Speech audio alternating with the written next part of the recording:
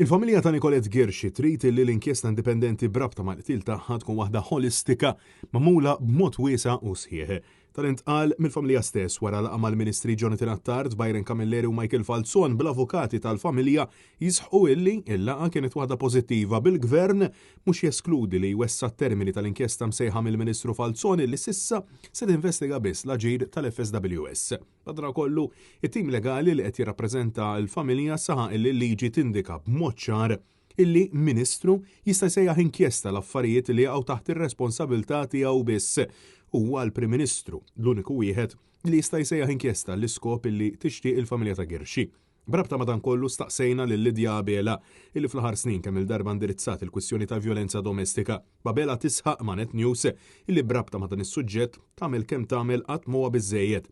Iżda ħeġġet biex iċ-ċirkustanzi reali jiġu indirizzati. Il-vjolenza domestika u l-femiċidju huma taswit il-qalb, ġifieri huwa suġġett jaħra illi meta titkellem fuq u meta taħdem fuq taf li tagħmel kemm tagħmel qatt ma huwa biżejjed. Fuq dan is-settur taħdem kemm taħdem qatt ma huwa biżejjed imma importanti li tkun realistiku, tindirizza ċ-ċirkostanzi ta' żminijiet u tindirizzhom u taħdem fuqhom.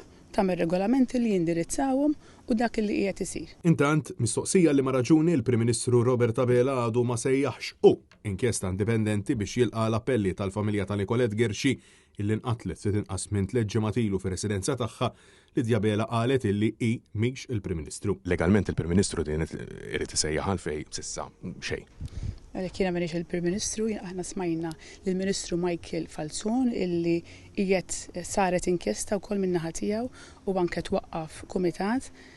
Inħares il-qudiem biex ikomplu jidħlu aktar liġijiet kif qegħdin isiru biex jindirizzaw dan is-settur ta' vjolenza domestika. U minkejja l-istudju illi sar mill-Università ta' Malta brabta mas-suġġett studju illi kien tħalla għal żmien twil fuq l-iskaffa minn ħadd l-Gvern Laburista, minkejja r-rapport tal-inkjesta Valencia li kien ikkonkluda li Bernice Kassar inqatlet mir-raġel tagħha għaliex l-istat kien fallija, minkejja il-ħafna kampanji u investimenti u minkejja ir-rapport ta' Nicolette Gershi li għamlet mal-Pulizija 3 ijiem qabel inqatlet, it-talba tagħha sawwara illi spiċċata assassinata kienet għadha qed tiġi proċessata. Għaldaqstant, bost set jistaqsu min wara dan kollu se jkun qed jerfa' xi tip ta' responsabbiltà bil-Lidja Abela tajt biss li dan kollu jwassal għal dispjaċir u soba. Taħseb li xi ħadd irid jerfa' responsabbiltà shortcomings però responsabbiltajiet mhux kriminali qed ngħidu.